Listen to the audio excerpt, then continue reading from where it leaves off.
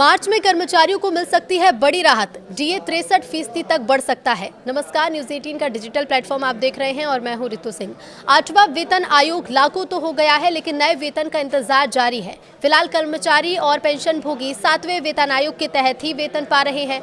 मार्च में महंगाई भत्ते में बढ़ोतरी की घोषणा हो सकती है और नई सिफारिशों और डीए अपडेट पर 1 करोड़ से ज्यादा लोगों की नजरें टिकी हैं।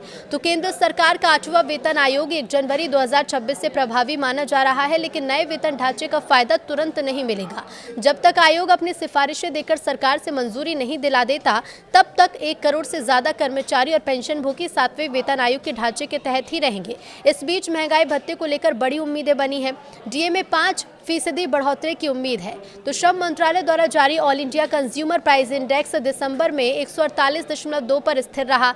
यही सूचकांक महंगाई भत्ते की गणना का आधार होता है। अनुमान है कि डीए में 5% अंक की बढ़ोतरी हो सकती है, जिससे 58% से बढ़कर 63% पहुंच सकता है।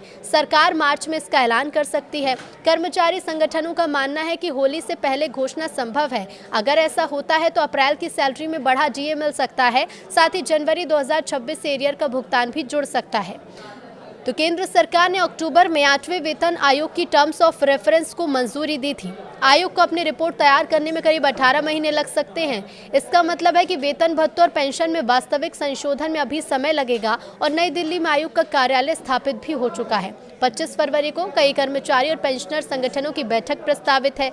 इसमें वेतन संशोधन, फिटमेंट फैक्टर, न्यूनतम वेतन भत्ते और सेवा शर्तों पर चर्चा होगी।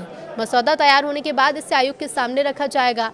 सरकार ने हाल ही में 8वें वेतन आयोग की आधिकारिक जो वेबसाइट है उसे लॉन्च किया है। ये www.8cpc.gov.in है और ये मंच आयोग से जुड़ी सूचना, प्रश्नावली और सुझाव के लिए तैयार किया गया है। मंत्रालय, विभाग, कर्मचारी और पेंशनर यहां अपनी राय दर्ज करा सकते हैं। इस डिजिटल प्लेटफॉर्म का उद्देश्य प्रक्रिया को पारदर्शी और सभी हितधारकों की भागीदारी सुनिश्चित करना है, जिससे वेतन और पेंशन सुधार से जुड़े सुझाव होंगे वो सीधे आयोग तक पहुँच सकेंगे।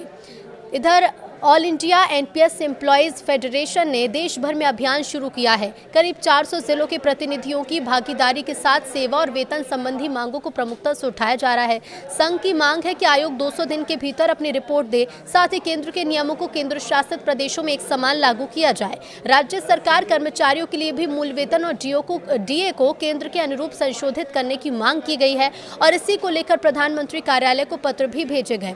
फिलहाल कर्मचारियों की नजर मार्च में संभावित डीए बढ़ोतरी पर है, जबकि 8वें वेतन आयोग की सिफारिशों का इंतजार लंबा हो सकता है। आने वाले महीनों में बैठकों और चर्चाओं से साफ होगा कि नए वेतन ढांचे का लाभ कर्मचारियों को कब तक और कितना मिलेगा।